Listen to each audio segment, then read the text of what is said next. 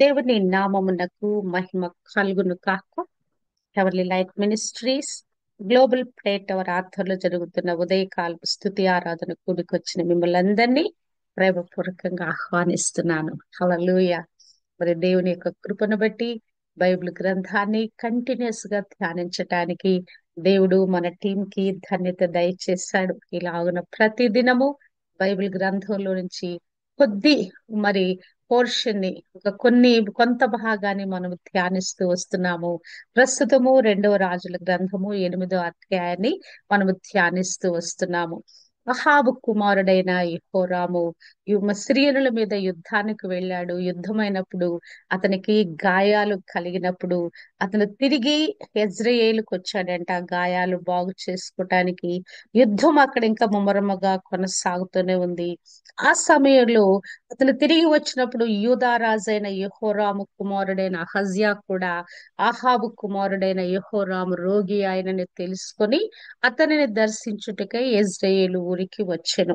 రెండవ రాజుల గ్రంథము 8వ అధ్యాయము 29వ వచనము. అతని బాగలేదు, మరి యుద్ధంలో అతనికి గాయాలైనవి. ఆ గాయాలు బాగు చేసుకోవటానికి మరి యెహోరాము వచ్చాడు. ఇప్పుడు యెహోరామును దర్శించడానికి అతని ఇశ్రాయేలు రాజు మరి యూదా రాజైన మరి యెహోరాము కుమారుడైన అంటే యెహోషాపాతు మనవడైన అహజ్యా అతన్ని మరి దర్శించడానికి వచ్చాడట. 9వ అధ్యాయము 1వ వచనము. అంతట ప్రవక్తయగు ఎలీషా ప్రవక్తల శిష్యులలో ఒకరిని పిలువనంపించి అతనితో ఇట్లనెను, నీవు నడుము బిగించుకొని ఈ తైలపు గిన్నె చేత పట్టుకొని రామోత్ గిలాదునకు పోయి.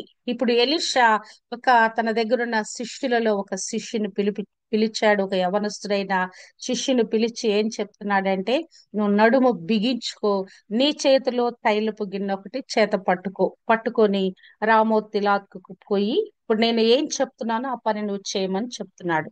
ఇచ్చట ప్రవేశించినప్పుడు నింషీకి పుట్టిన యెహోషాపాతు కుమారుడైన యెహూ ఎక్కడ ఉన్నాడని తెలుసుకొని అతనిని దర్శించి అతని సహోదరుల మధ్య నుండి అతనిని చాటుగా రప్పించి లోపలి గదిలోకి అతనిని పిలుచుకొని పోయి తైలపు గిన్నె తీసుకొని అతని తల మీద తైలము పోసి, నేను నిన్ను ఇశ్రాయేలు మీద పట్టాభిషిక్తునిగా చేసితినని యెహోవా సెలవిచ్చుచున్నాడని అతనితో చెప్పి ఆలస్యము చేయక తలుపు తీసి పారిపోము.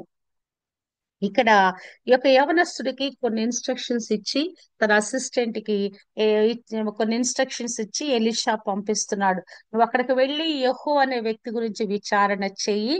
అతను అక్కడ మరి అధిపతులతో కూర్చొని ఉంటాడు. అతని చాటుగా పిలిచి మరి అతను ఒక గదిలోకి తీసుకుని వెళ్ళి, ఇదిగో ఈ యొక్క గిన్నెలో ఉన్న తైలము అతని తల మీద పోసి అతనిని మరి అభిషేకించి ఏమి పలకాలంటే, ఇశ్రాయేలు మీద నిన్ను నేను పట్టాభిషిక్తునిగా చేస్తున్నానని యెహోవా సెలవిచ్చుచున్నాడని చెప్పి నువ్వు వెంటనే ఏం చేయాలంటే ఆలస్యము చేయక తలుపు తీసి పారిపోము. నువ్వు చేయవలసిన పని చేసేసి అక్కడి నుంచి పరిగెత్తుకుని పారిపోమ్మంటే యవనస్తుడైన ఆ ప్రవక్త బయలుదేరి మరి రామోత్ గిలాద్కు వచ్చినప్పుడు అక్కడ సైన్యాధిపతులు కూర్చొని మాట్లాడుచున్నారంట.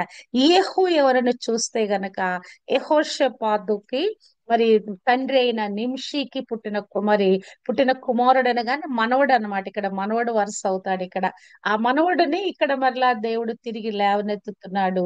ఆ దే ఆ యొక్క ఆ యొక్క అతను ఇప్పుడు ఏ స్థానంలో ఉన్నాడంటే సైన్యాధ్యక్షుడు స్థానంలో ఉన్నాడు. మరి అందరూ కూడా సైన్యాధిపతులు కూర్చొని వారు మాట్లాడుకుంటా ఉన్నారు.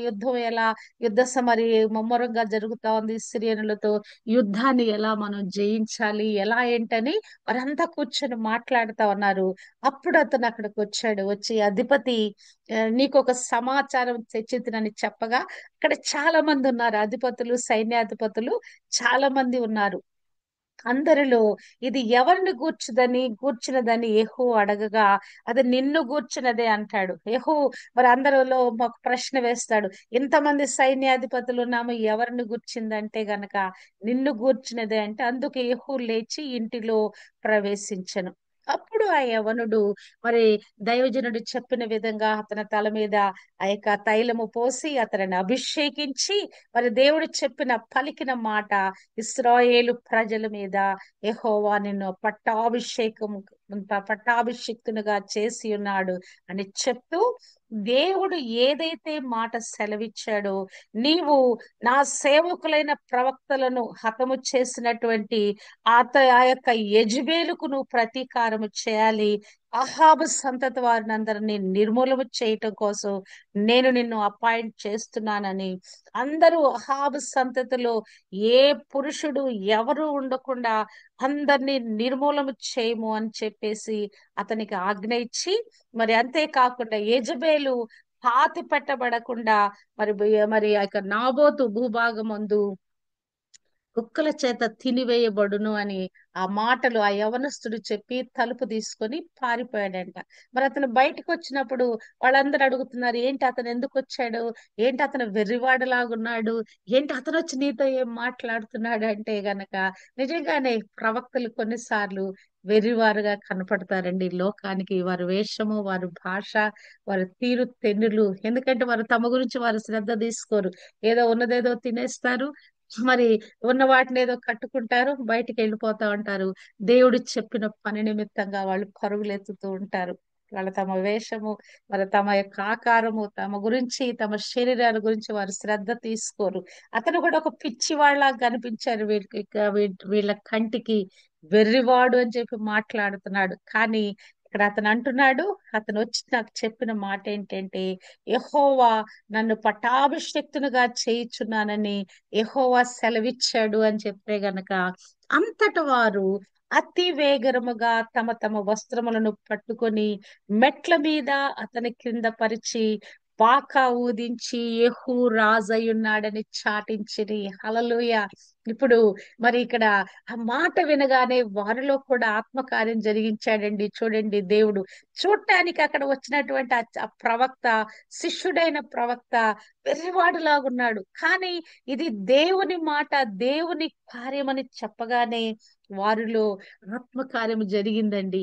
వారు నమ్ముతున్నారు, విశ్వసిస్తున్నారు. ఇది నిజంగా ఇది దేవుడే జరిగిస్తున్నాడని విశ్వసించారు కదా. వచ్చిన వ్యక్తి వెర్రివాడైనా కూడా దేవుని నోటి నుంచి వచ్చిన మాట దేవుని యొక్క కార్యం గనక వారిలో కార్యము జరిగించింది. వ్యక్తిని బట్టి కాదండి, ఆ వ్యక్తిలో ఉన్న ఆత్మాభిషేకాన్ని బట్టి దేవుడు కార్యం చేస్తాడు. మన పైరూపం కాదు గాని దేవుని ఆత్మ చేత ఎంతగా మనం అభిషేకించబడ్డాము, దేవుని కొరకు ఎటువంటి కార్యాలు చేయటానికి మనం సాహసం పూనుకుంటున్నాం కదా. ఇది గొప్ప సాహస కార్యమే కదా.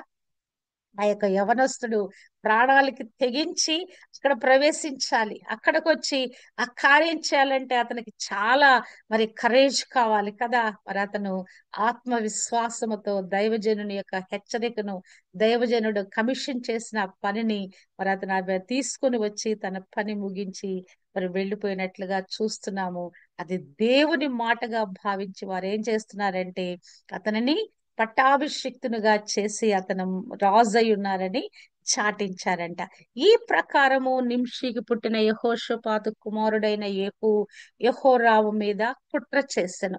మరి ఇక్కడ మరి ఇట్టి విధంగా మరి ఇక అతను బయలుదేరాడు. ఏదైతే దేవుడు కమిషన్ చేశాడో మరి దాని మీద బయలుదేరాడు.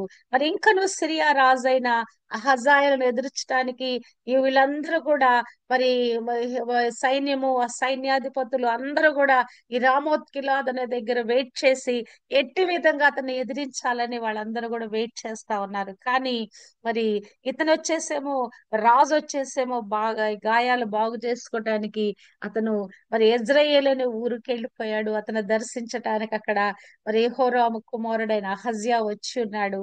ఆ సమయంలో ఇప్పుడు యెహూ బయలుదేరి ఆ యొక్క దేశానికి వెళ్తున్నట్లుగా మనము చూడగలము. రథము ఎక్కి యెజ్రెయేలు ఊరిలో యెహోరాము మంచము పట్టి ఉండగా అచ్చటికి పోయెను. మరి యొక్క యెహూ అక్కడికి వెళ్ళాడంట. మరి అక్కడికి వెళితే ఇప్పుడు అతను ఒంట్లో ఓపిక లేకపోయినా కూడా మరి అతను బయలుదేరి యెహూను ఎదుర్కోటానికి వచ్చాడంట. మరి అతను వస్తున్నప్పుడు అతి వేగంగా మరి చాలా తోలుతున్నట్లుగా అంత వేగంగా బయలుదేరి యెజ్రెయేలు ఊరి వైపు యెహూ వస్తా ఉంటే ఇద్దరు వ్యక్తులని కావలి వారిని మరి పంపిస్తే వారిద్దరిని కూడా అతను నా వైపు రండి అని చెప్పేసి మరి అతను వారిద్దరిని కూడా తీసుకొని ఆయన యెజ్రెయేలు ఊరి వైపు వచ్చినట్లుగా చూడగలము. ఇప్పుడు మరి ఆ యొక్క అహజ్యా తర్వాత యెహోరాము ఇద్దరు కలిసి కూడా మరి బయలుదేరారు. ఇద్దరు బయలుదేరి ఎక్కడికి వచ్చారంటే 21వ వచనములో రథము సిద్ధము చేయమని యెహోరాము సెలవీయగా వారు అతని రథము సిద్ధము చేసిరి. అప్పుడు ఇశ్రాయేలు రాజైన యెహోరామును యూదా రాజైన అహజ్యాయును తమ తమ రథములు నెక్కి యెహూను కలియబోయి యెజ్రెయీలుడైన నాబోతు భూభాగమందు అతనిని ఎదుర్కొనిరి. ఇప్పుడు ఎక్కడికి వచ్చిందండి సీను? మరి దేవుడు ఏదైతే సెలవిచ్చాడో నాబోతు యొక్క రక్తము అతని యొక్క భూభాగంలో ఏదైతే ఆ రక్తము చిందించబడిందో ఆ చిందించబడిన రక్తానికి ప్రతీకారంగా ఆ చిందించబడిన రక్తానికి మరి న్యాయము తీర్చున్నట్లుగా దేవుడు అక్కడే ఈ సంఘటనను తిరిగి వారిని అక్కడికి రప్పిస్తున్నట్లుగా చూడగలం. ఇప్పుడు ఎక్కడ ఎదుర్కొన్నా అంటే యెహూ ఎక్కడ ఉన్నాడు? బయలుదేరి వచ్చాడు. రామోత్ గిలాల నుంచి ఆయన బయలుదేరి వచ్చాడు. ఇప్పుడు ఈ యొక్క యెహోరాము ఎక్కడున్నాడు? ఆ యెజ్రెయేలు ఊర్లో ఉన్నాడు. అతను బయలుదేరి వస్తే ఆ భూభాగమందు నాబోతు భూభాగమందు వారు అతన్ని ఎదుర్కొన్నారట. అప్పుడు యెహోరాము అతన్ని చూచి యెహూ సమాధానము అని అడుగుగా ఇప్పుడు యెహూ సమాధానం చెప్తున్నాడు. నీ తల్లి అయిన యెజబేలు జారత్వములను చిల్లంగితనములను ఇంత పరిమితిమై ఉండగా సమాధానము ఎక్కడ నుండి వచ్చును అనెను. చూడండి, ఒక తల్లి గురించిన ఎంత దారుణమైన రిపోర్టు ఏ కొడుకైనా కూడా విన్నప్పుడు తట్టుకోగలడా? అబ్బా చూడండి, అంత ముఖాన పట్టుకొని నీ తల్లి ఇంత దౌర్భాగ్యురాలు, ఇంత ఘోరమైన ప్రవర్తనలో ఉందని ఏ కొడుకుతోనైనా ఎవరైనా మాట్లాడితే అబ్బా సిగ్గుతో తల వంచుకొని ఆ పిల్లలు వెళ్ళిపోవాలి కదా. మన బిడ్డలకి ఘనత తెచ్చేవాళ్ళుగా మనం ఉండాలి. మన మనని కుమారుల ముందు మనల్ని పొగిడేటట్లుగా అబ్బా వాళ్ళ అమ్మన ఎంత ప్రార్థనా పరురాలండి, ఎంత సౌమ్యురాలండి, ఎంత ప్రేమ గలదండి, ఎంతగా ఆదరిస్తుందండి, గృహానికి పోతే ఎంత చక్కగా ఆతిథ్యం ఇస్తుందండి. ఈ మాటలు మనం అనిపించుకోవాలి. కానీ ఇక్కడ నీ తల్లి యొక్క చిల్లంగితనము ఇంత అపరిమితమై ఉండగా ఎంత ఉందంటే అండి, అపరిమితంగా ఆమె మరి భయంకరమైన కార్యాలు చేస్తుంటే సమాధానం ఎక్కడి నుండి వచ్చును? అతని ముఖము చెంప చెల్లుమన్నట్లుగా ఆ మాటలు వచ్చినప్పుడు యెహోరాము రథము తిప్పి అహజ్యా ద్రోహము జరుగుతున్నదని అహజ్యాతో చెప్పి పారిపోయిన. ఇప్పుడు ఇక్కడ ఏదో సమాధాన పడదాం, యెహోను మంచివాడికి మంచిగా చేసుకుందాం, అతన్ని కలిసి ముందుకెళ్దామని యెహోరాము ఇతను ఎట్లయినా బ్రతిమలాడుకొని ఇతని దగ్గర నుంచి తప్పించుకోవచ్చని వస్తే గనక ఇక్కడ ఇతని మాటలకి అతనికి బెంబేలెత్తిపోయాడు. ఇక అహజ్యాతో చెప్తున్నాడు. ఇద్దరు కలిసి అట్టహాసంగా వచ్చారు కదా రథాలు వేసుకొని. అహజ్యాతో చెప్తున్నాడు, ఇదిగో మోసం జరుగుతా ఉందని. రథం వెనక్కి తిప్పి పారిపోతా ఉంటే అప్పుడు యెహూ తన బలము కొలది విల్లు ఎక్కుపెట్టి యెహోరామును భుజముల మధ్య కొట్టగా బాణము అతని గుండె గుండా దూసుకొని పోయెను గనక అతడు తన రథమునందే యొరిగెను. చూడండి, మరి ఇక్కడ జరిగిన ఈ సంఘటన చూస్తే అతను గురి చూసి బాణం కొడితే అది ఖచ్చితంగా వెళ్ళి అతని యొక్క మరి యొక్క ఆ భుజముల మధ్య కొట్టగా బాణం ఎక్కడి నుంచి వెళ్ళిపోయిందంట? గుండె గుండా దూసుకుపోయిందంట. అతను అక్కడికక్కడే ఆ రథములో అతను ఒరిగిపోయాడంట. కాగా యెహూ తన అధిపతి అయిన బిద్కరును పిలిచి ఇట్లనెను, అతనిని ఎత్తి ఇజ్రాయేలీయుడైన నాబోతు భూభాగమందు పడవేయము. మనమిద్దరమును అతని తండ్రి అయిన ఆహాబు వెనక గుర్రములెక్కి వచ్చినప్పుడు యెహోవా అతని మీద ఈ శిక్ష మోపిన సంగతి జ్ఞాపకం చేసుకున్నాము. ఆహాబు దగ్గర వీరు సైన్యాధ్యక్షులుగా పనిచేస్తా ఉన్నారు. ఆ దినము ఆహాబు ఈ నాబోతుని చంపించినప్పుడు వారిద్దరు సాక్షులుగా ఉన్నారు. తన యొద్దనున్నటువంటి ఆ మరొక అధిపతి అయిన సైన్యాధిపతి అయిన రిత్కరు అనే వ్యక్తితో మాట్లాడుతున్నాడు. మన ఇద్దరము ఆహాబు వెనక ఆ దినం నిలబడి ఉన్నాం కదా, దేవుడు మాట్లాడిన మాటలు మనం విన్నాము కదా, యెహోవా అతని మీద శిక్ష మోపిన సంగతి ఒకసారి జ్ఞాపకం చేసుకొని అప్పుడు యెహోవా సెలవిచ్చినట్లుగా నాబోతు రక్తమును వారి కుమారుల రక్తమును మరి ఈ భూభాగమందు నేను చూచాను గనక నేను దానికి ప్రతీకారము చేదును. యెహోవా వాక్కు, ఇదే యెహోవా వాక్కు కాబట్టి నీవు యెహోవా మాట చొప్పున అతన్ని ఎత్తి ఈ భూభాగమందు పడవేయమనను. మరి దేవుని నోటి నుంచి వచ్చే మాట అది మేలు కొరకైనా కీడు కొరకైనా, అది హెచ్చరిక కొరకైనా శిక్ష కొరకైనా, క్షేమము కొరకైనా దీవెన కొరకైనా అది ఖచ్చితంగా 100కి 100 జరుగుద్దండి. మరి నాబోతు విషయంలో మరి ఇతను చేసినటువంటి యొక్క దౌర్భాగ్యపు పని, ఆ యొక్క చిన్న తోట, ఆ తోటను కావాలని కోరుకొని ఇంత శిక్షను తెచ్చుకున్నాడు. ఆ రాజ్యం అంతా అతనిదే. ఆ రాజ్యాన్ని భోగభాగాల్లో విలసిల్లుతూ ఆ రాజ్యాన్ని వెళుతూ మరి అంతగా లగ్జూరియస్ లైఫ్ ని, రాజరికం కలిగిన రాజుగా ఉన్న అధికారాన్ని ఒక చిన్న దానికి ప్రలోభపడి ఇట్టి విధంగా ఈ యొక్క దౌర్భాగ్యమైన స్థితికి అహాబు వెళ్ళిపోయాడు చూడండి. కారణం ఏంటి? భార్య, ఆ దుర్మార్గురాలైన భార్య యెజబేలు మరి ఆ యొక్క బయలుదేవతను ఆరాధించేదే కాకుండా ఆ ప్రవక్తలు నియమించి ఆ దేశమంతా కూడా భ్రష్టం చేసింది ఆ వ్యక్తి. బైబిల్ గ్రంథం అంతట్లో ఇంత దుర్మార్గమైన స్త్రీ లేదండి. అసలు మనం చూస్తే కనుక కూడా కుటుంబాలలో కూడా ఇటువంటి దుర్మార్గులు ఉంటారండి. కుటుంబాలను కూలద్రోసే వాళ్ళు, మరి ఆ రకరకాలైన జిమ్మిక్కులు చేసేవాళ్ళు, ఏ విధము చేతన్నా భార్యాభర్తల మధ్య కొట్లాట్లు పెట్టేవాళ్ళు, వారి పరిస్థితులన్నిటిలో కూడా విపరీతంగా వారికి కీడులు కలిగించటానికి ప్రయత్నించే వాళ్ళు కుటుంబాలలో ఉంటారండి. నిజంగా మరి ఇటువంటి దౌర్భాగ్యురాలైన స్త్రీలను మరి దేవుడు ఎందుకు ఇట్టి విధంగా ఈ లోకంలో ఉంచాడో కొన్నిసార్లు అర్థం కాదు.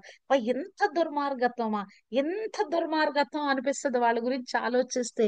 ఇంతగా ఎందుకు మార్చుకోరు వీళ్ళు? పైగా క్రైస్తవులే, బయట వాళ్ళు కాదండి. నేను చెప్పే మాట బయట మరి అన్యులు కాదు, క్రైస్తవ స్త్రీలే ఇటు విధంగా కొద్దిమంది వేషధారణ పులుముకొని ముఖానికి ఎంత ఘోరమైనటువంటి దుర్మార్గపు కార్యాలు చేస్తూ కుటుంబాలను కూలదోస్తున్నారు. మరి దేవుడు వారికి యెజబేలుకి ఇచ్చిన శిక్ష ఇస్తాడండి. నిజంగానే ఇప్పుడు యెజబేలు గురించి చూద్దాం. ఇప్పుడు ఇక్కడ మరి అతను తీసుకొచ్చి అక్కడ పడవేశారంట. కానీ ఇక్కడ ఏమైందో తెలుసా? అహజ్యా అనే వ్యక్తి ఇతని దగ్గరకు వచ్చాడు కదా. కొన్నిసార్లు స్నేహాలు మనకెంతో కీడుగా పరిగణిస్తాయండి కదా. మనం చేసే స్నేహము, ఎవరితో మన స్నేహం చేస్తున్నాము, ఎవరితో మనం వియ్యమందుకుంటున్నాము, ఇది కూడా చాలా ప్రాముఖ్యము.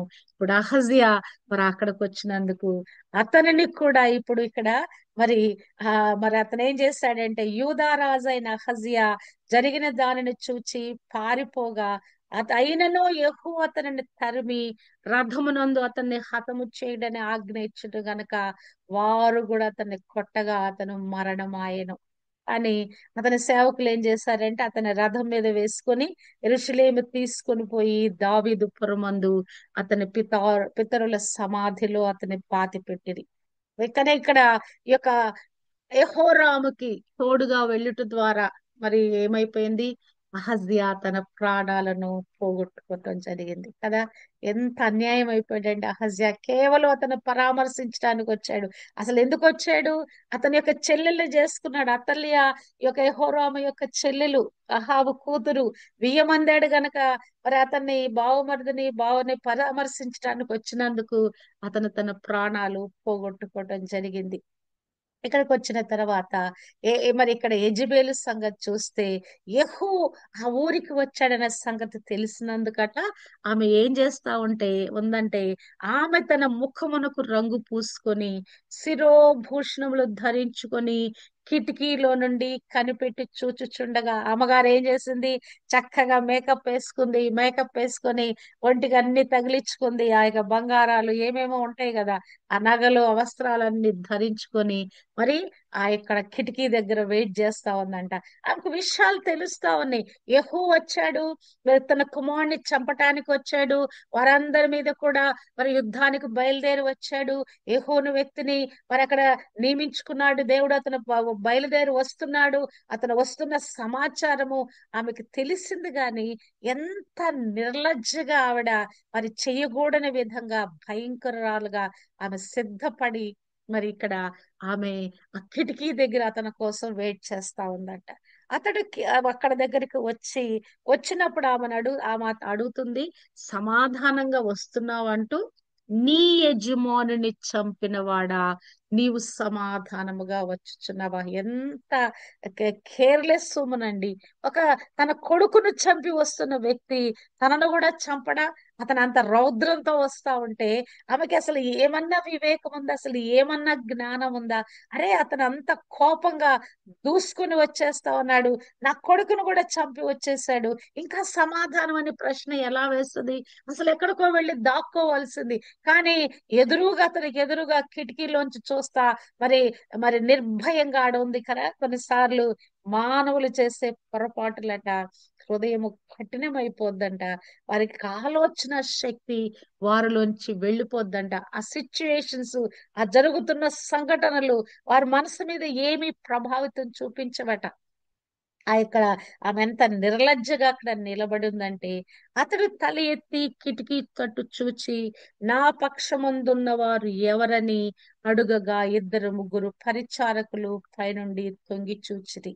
ఇప్పుడు యెహూ మాట్లాడుతున్న మాట, దీనిని కింద పడద్రోయుడని అతను చెప్పగా, వారు దానిని క్రిందికి పడద్రోసినందున దాని రక్తములో కొంత గోడ మీదను గుర్రముల మీదను చిందెను.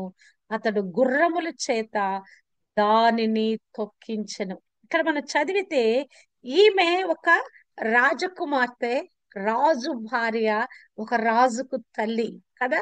అటువంటి ఆవిడ గురించి రాయబడిన సంబోధన చూస్తే దానిని, దీనిని, అబ్బా చూడండి, ఒక వ్యక్తి గురించి మరి ఈ విధంగా బైబిల్ గ్రంథంలో రాయబడుట, ఎంత నీచమైన ప్రవర్తన కలిగిన స్త్రీ గురించి నిజంగా అనిపించింది. మనను సంబోధించబడటం కూడా, మనం గౌరవం పొందుకొనుట కూడా ఎంత ఘనత కదా మనకి. ప్రపంచంలో మనని ఆ నీవు నీవు అని ఈసరించి మాట్లాడేదట కంటే కూడా మీరు అని ఘనపరిచి మాట్లాడే ఆ యొక్క గౌరవప్రదమైన స్థాయిలో మనం జీవించాలండి.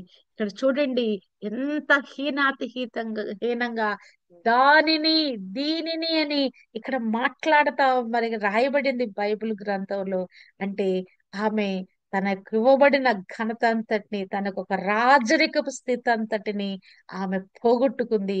ఆ పై నుంచి కిందకి ఎక్కడుందో, ఆ మేడగదిలో ఎక్కడో ఎన్నో ఫ్లోర్ లో ఉందో అక్కడి నుంచి ఆమె పడద్రోస్తే అక్కడంతా కూడా రక్తము చిందిందట. మరి కింద పడితే ఆమెని గుర్రముల చేత తొక్కించాడట. అబ్బా చూడండి, ఎంత ఘోరంగా ఒక స్త్రీ మరణం అవుతా అవుతుంది అంటే, ఎవరు చేసిన దానికి వారు శిక్ష అనుభవించాల్సిందేనండి. మన నిజంగానే ఈ లోకంలో ఈ దుర్మార్గులకి దేవుడు నిశ్చయంగా శిక్షిస్తాడండి.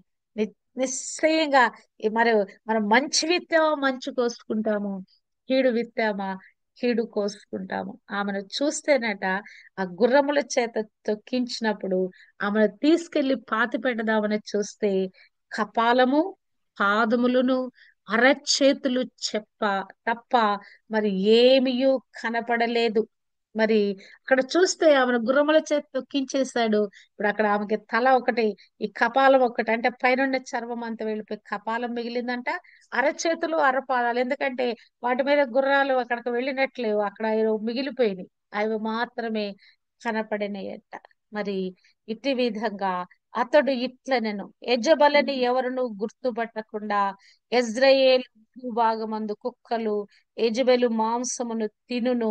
యెజబెలు యొక్క కళేబరము యెజ్రెయేలు భూభాగమందున్న పెంట వలె ఉండును అని తన సేవకుడును తిష్బీయుడును ఏలియా ద్వారా యెహోవా సెలవిచ్చిన మాట చొప్పున ఇది జరిగెను. దేవుని యొక్క ప్రవక్త నోట ఉంచి వచ్చిన మాట. ఆ యొక్క చిన్న మరి దాని కొరకు ఆమె మరి భర్తను ప్రోత్సహించింది. అతను వచ్చి మూతి ముడుచుకొని పడుకున్నప్పుడు, ఎందుకు మూతి ముడుచుకొని పడుకుంటావు, నేను లేనా అని చెప్పి ఆమె అధికారాన్ని చేతబుచ్చుకొని ఆ నాబోతు మీద అన్యాయమైన సాక్షులు పెట్టి అతను చంపించి అతని రక్తం ఒలికింప చేయటానికి ఈమె కారణమైంది. ఆ చిన్న తోట దురాశ దుఃఖమునకు చేటు కదా. మరి యొక్క ఎదుటివారుకున్న దాన్ని దోచుకోవాలని దేవుడిచ్చిన ఆజ్ఞల్లో నీ పొరుగు వానిదైనను నీ నీ పొరుగు వానిదైన దేనినైనాను నువ్వు ఆశింపవద్దు. చాలా సార్లు మనకు కలిగి ఉన్న వాటిని ఎదుటి వాళ్ళు ఎందుకు ఆశిస్తారో అర్థం కాదండి. మనం ఎన్నడూ కూడా ఎదుటి వారిని మనం ఆశించం. మనకున్న దాంట్లో మనం బ్రతికేస్తాం. మనకి ఏ దేవుడు ఇచ్చాడో దాంట్లో సంతోషంగా మనం తృప్తి కలిగి మనం జీవిస్తాం. కానీ మనకు కలిగిన వాటిని ఎదుటివారు ఎంత అసూయ పడుతుంటారు. వాళ్ళకి అది ఉందా, వీళ్ళకి ఇది ఉందా అని ఎంత అసూయపడి వాళ్ళకు అది కావాలని లాక్కోవాలని దురాశ పడతారు.